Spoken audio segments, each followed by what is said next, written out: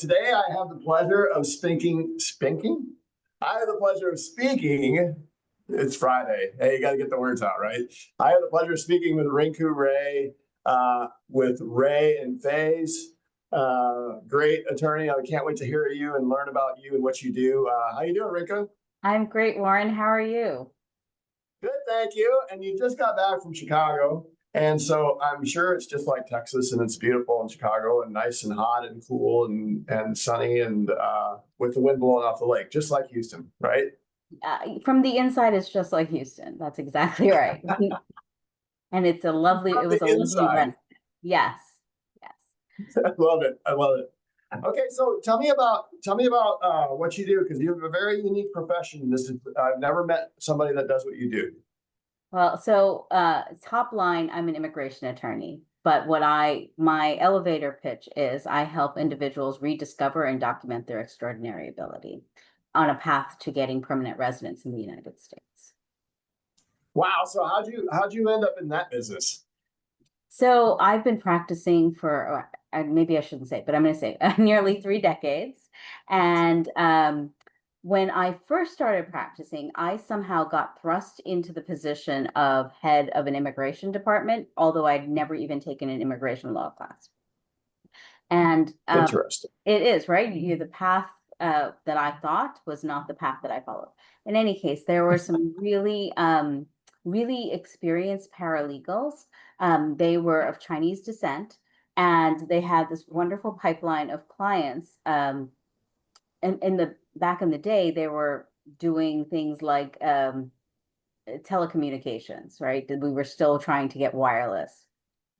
Uh-huh. And my job was to translate what this really technical stuff that these engineers did into layman speak, like metaphors, things like that. Okay. Um, and but I kind of really enjoyed it because it was more about storytelling. And Oh, yes, yeah. So, you have achievements and then you have to what typically happens, you have a client who comes in and says, I've heard about this interesting immigration pathway called EB1, employment-based first preference priority category. It's got a shorter wait than most people. And they sheepishly say, do you think I might be extraordinary? And my answer is, I think everybody is extraordinary. Now let's see if we can meet the regulatory criteria. Right. And I so, love it. yeah. And so oftentimes, they'll have a degree in something, and then over the last decade or so, they've evolved into something else. And it's finding that the continuous thread that ties them together because, we are always the same person. We just evolve. You were not always a podcast host, but you evolved there, right? And it doesn't mean Yes. that all of a sudden this is a distinct part of your skill set. It is a usually a compilation of all of our talents. And how do we weave that? And how are people acknowledging that? So I Wow. really, yeah. And I really, why I do this is I love to watch that transformation in my clients' eyes where they're like, oh, I never thought of myself this way. And they usually go to their spouse first to say, look, I am extraordinary.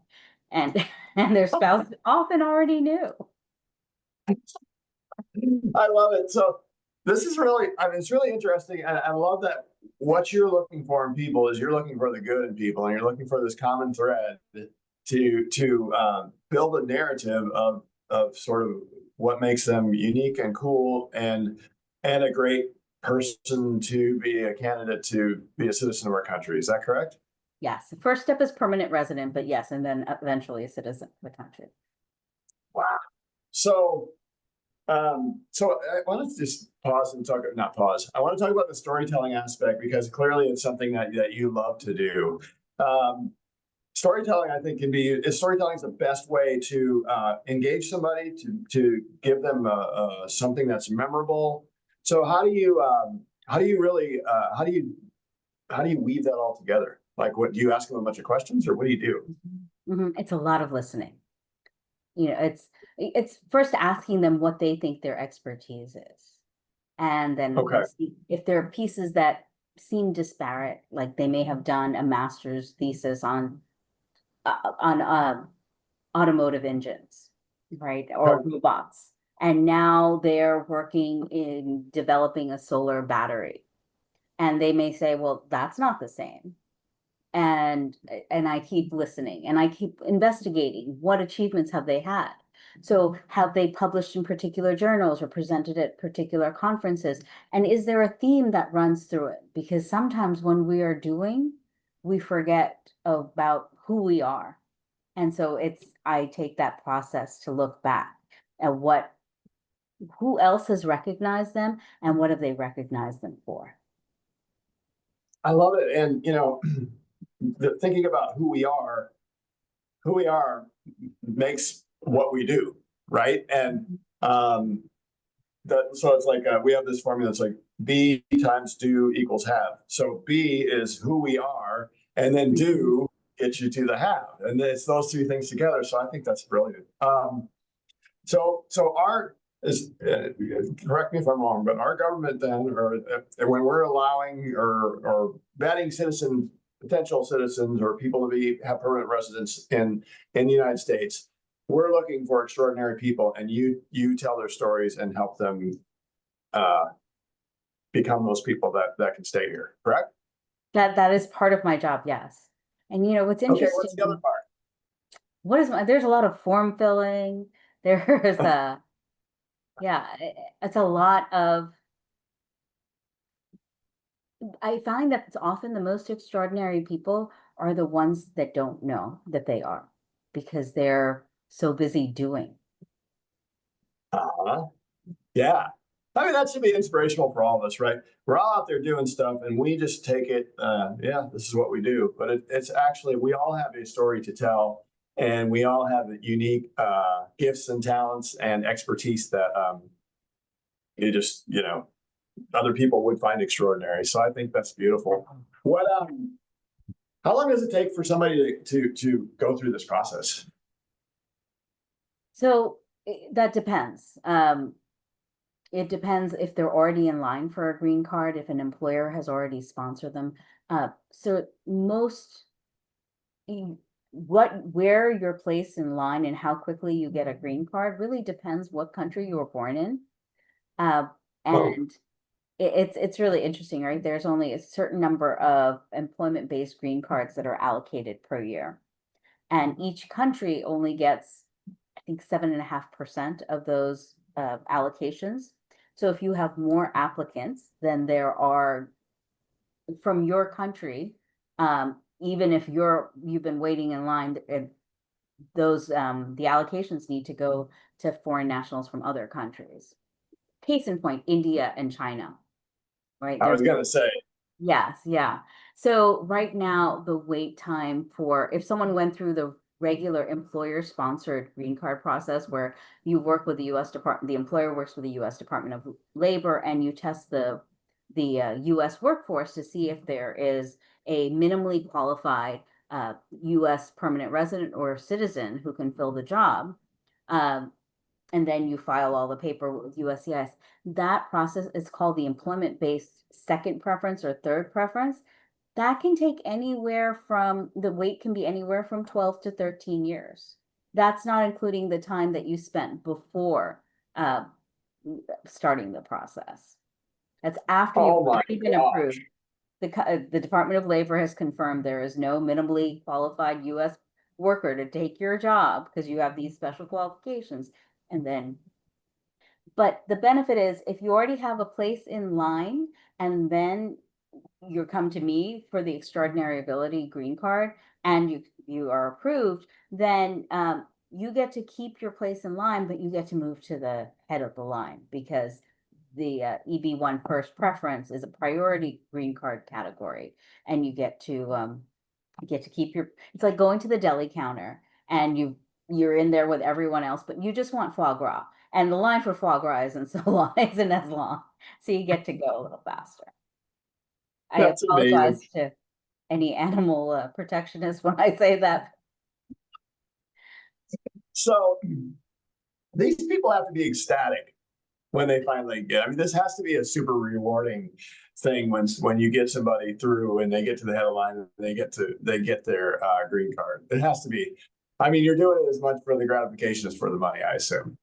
Yeah, you're absolutely right. You are. It literally is transformational. And I can't tell you, like, one of our favorite things to do, my partner and I, is that we call our client when we find out the news, because it is just so, I'm getting chills as I think about it. When they hear it, sometimes they're ecstatic, but 9 out of 10 times they can't even believe it.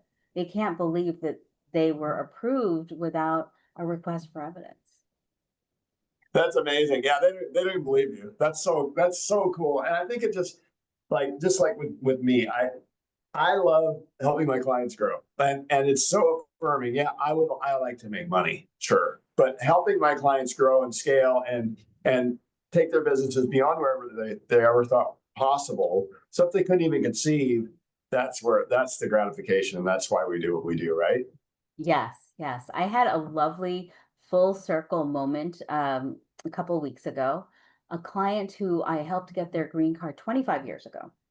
He was was a booking agent for the Berkeley School of Music, which is a big deal. Um, out in Boston. And he was just such a connector, right? He always, if he knew someone who could help you, he would always make the introduction. And over the years after I left big firm life in Boston, he always referred clients, extraordinary ability musicians to me, or dancers. Anyhow, so fast forward, we're friends on Facebook, and I see he's at this concert for, I don't know if you're familiar with this gentleman. His name is A.R. Rahman. He's the guy who did the playback for Jai Ho, Slumdog Millionaire. He's kind Oh of a big wow. deal. And so it turns out he is now the global manager for this artist. And he invited me to come for as a VIP guest for this concert. And it was just more than the concert, it was just seeing where my former client had ascended to over the years, right? It's Wow. being backstage to people's ascension essentially into who they want to be, and sometimes that's being retired, but whatever it Sure. is, it's beautiful to just see like their demeanor changes because they have external validation that they matter, and that's just kind of amazing. Yeah, they're holding their head high and they realize, hey, yeah, I didn't know that I have game. I have a lot of game. Yes. That's super cool. Super cool. Okay, so tell me, so you have a partner. So Yeah, tell me about thinking about business now. Do you have advice about working with a partner? I think it's important to, for me, what has been the most successful is we have complementary skill sets, right? I Love it. and appreciating that and not feeling bad that I can't do what she can't do or she can do, right? And it's just knowing Yes. that together we're better. That's great. And I've seen that with a lot of my clients. I've got a AV audio video home theater client, and it's really cool because he does the networking and the talking and the shaking hands and kissing babies and all that, and the other guy does all the technical stuff. And he's like, I don't need to be on the ads. I don't need to, be out front. I'm perfectly happy to just do the tech stuff behind the scenes and do brilliant designs. And I've had several examples of that. And that complementary skills, and then having enough trust to trust your partner to just do their part without having to watch over them. It's like, no, you take this, I'll take this, divide and conquer, and we'll be better, right? Yes, yes. And I find that the principles are the same both in my marital partnership and my business partnership, is right, is trusting the other, um, and not overestimating not underestimating the time you've put into developing your skill set or overestimating their inability to do what you do, right? It's Yes. so, So that's great. The other thing I've always heard, and see what you think about this. I've heard this from several folks I've talked to. It's like when you enter any partnership, make sure you have a prenup because it's easier to do that at the beginning than it is halfway through the partnership when one person wants to go left and the other person wants to go right. Did you have the same experience, or do you agree with that? I do agree with that in theory. We didn't do it, and I'm a lawyer, and yet, because sometimes you just have to act. But I think Yeah, it is important to have those lines of communication open for both sides. I like it. Okay, so if you could do one thing differently in your business, make one different decision, what would that be? That is a great question.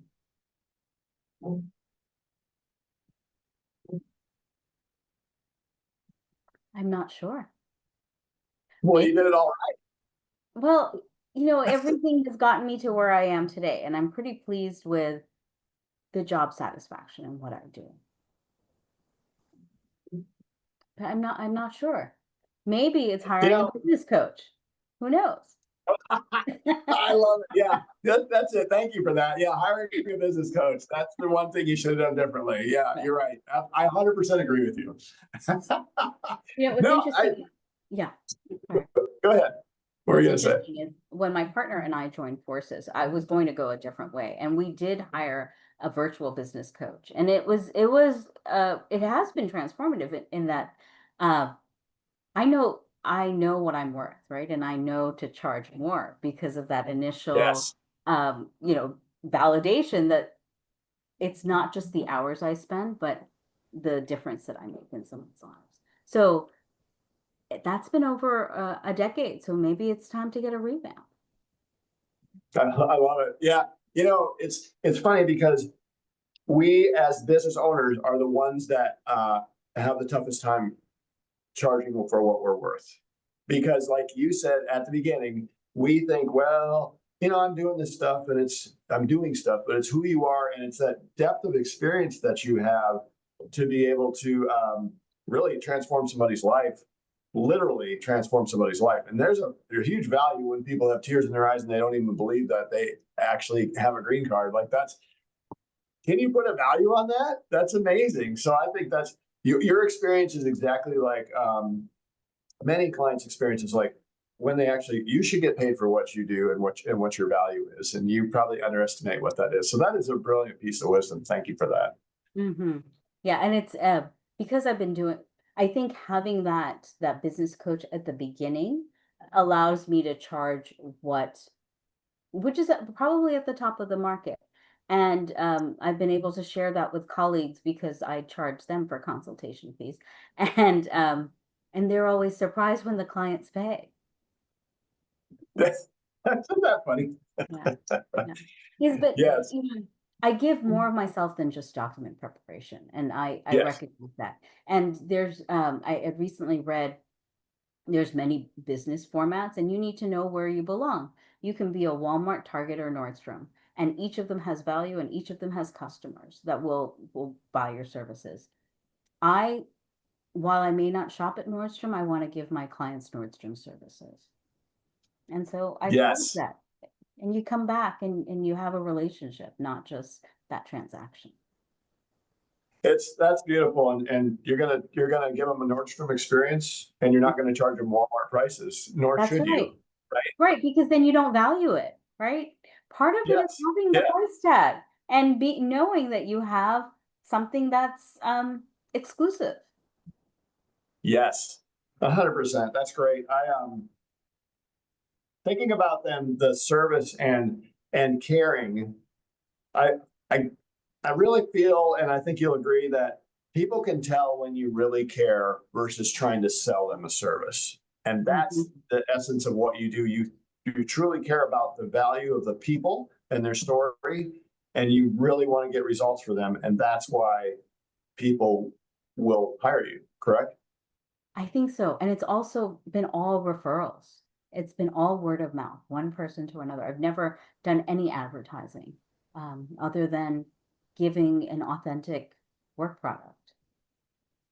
I love it. Can you tell me what's one, and maybe you already told me, what's one piece of advice or quote that you've gotten over the years that's really been impactful for you or your business? It's a good question again.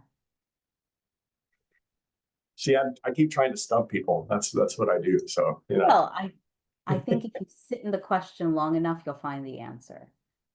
Yes. Yes. Yes. I think the best advice may be detached from the outcome. And this is something I have to remind myself all the time. I will do my best.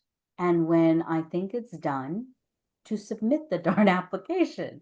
And whatever happens will happen. Well, usually it's a positive outcome. Yeah. But it's so easy to get caught up in the news cycle or the rhetoric of how things are going wrong.